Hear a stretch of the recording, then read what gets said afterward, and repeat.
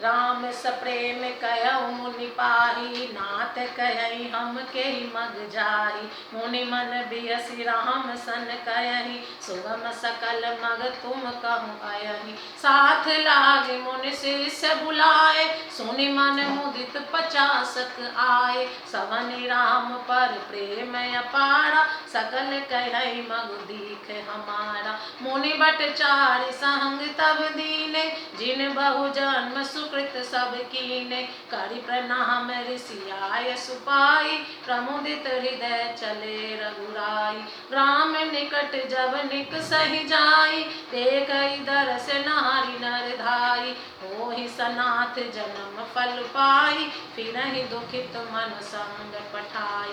विदा किए बट विनय करी, फिरे पाई मन काम। उतरि नहाए जमुन जल, जो शरीर सम श्याम। चलते समय बड़े प्रेम से श्री राम जी ने मुनि से कहा, हे नाथ बताइए हम किस मार्ग से जाएं। मुनि मन में हंसकर श्री राम जी से कहते हैं, आपके लिए सभी मार्ग सुगम है। फिर उनके साथ के लिए मुनि ने शिष्यों को बुलाया। साथ जाने की बात सुनते ही चित्त में हर्षित हो कोई 50 शिष्य आ गए। सभी का श्री राम जी पर अपार प्रेम है। सभी कहते हैं कि मार्ग हमारा देखा हुआ है। तब मुनि ने चुनकर 4 ब्रह्मचारियों को साथ कर दिया, जिन्होंने बहुत जन्मों तक सब सुकृत पुण्य किए थे। श्री रघुनाथ जी प्रणाम कर और ऋषि की आज्ञा पाकर हृदय में बड़े ही आनंदित होकर चले। जब वे किसी गांव के पास होकर निकलते हैं, तब स्त्री पुरुष दौड़कर उनके रूप को देखने लगते हैं। जन्म का फल पाकर वे सदा के अनाथ सनाथ हो जाते हैं और मन को नाथ के साथ भेजकर शरीर से नाथ न रहने के साथ, शरीर से साथ न रहने के कारण दुखी होकर लौट आते हैं। तदनंतर श्री राम जी ने विनती करके चारों ब्रह्मचारियों को विदा किया। वे मन चाही वस्तु अनन्य भक्ति पाकर लौटे। यमुना जी के पार उतरकर सबने यमुना जी के जल में स्नान किया, जो श्री रामचंद्र जी के शरीर के समान ही श्याम रंग का था। सुनत तीर बासी नर नारी, धाये निज निज काज बिसारी। लखन राम सिय सुंदरताई, देखी करही निज भाग्य बड़ाई।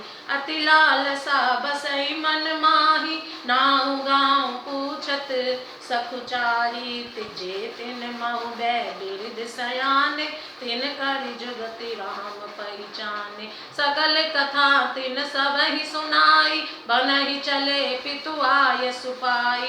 सुनि सब विषाद सकल पछिताहि, रानी राय कीन बल नारी। तेहि अवसर एक तापस आवा, तेज पुंज लघु बयस सुहावा।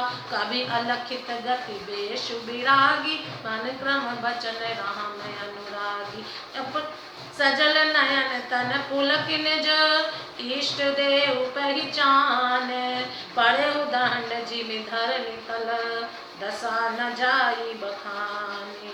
यमुना जी के किनारे पर रहने वाले स्त्री पुरुष यह सुनकर कि निषाद के साथ 2 परम सुंदर सुकुमार नवयुवक, एक परम सुंदरी स्त्री आ रही हैं, तब सब अपना अपना काम भूलकर दौड़े और लक्ष्मण जी, श्री राम जी और सीता जी का सौंदर्य देखकर अपने भाग्य की बड़ाई करने लगे।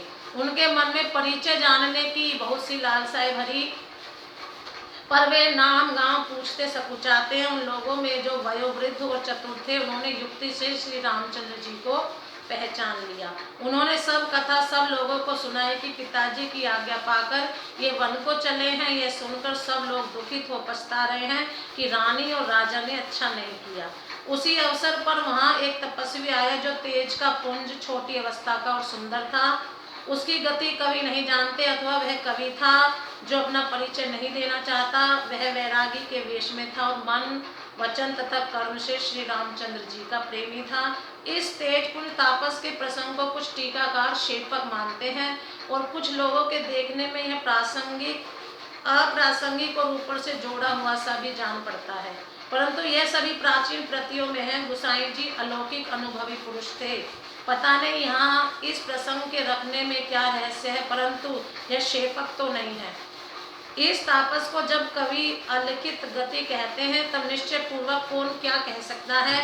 हमारी समझ से तापस या तो श्री हनुमान जी थे अथवा ध्यानस्थ तुलसीदास जी।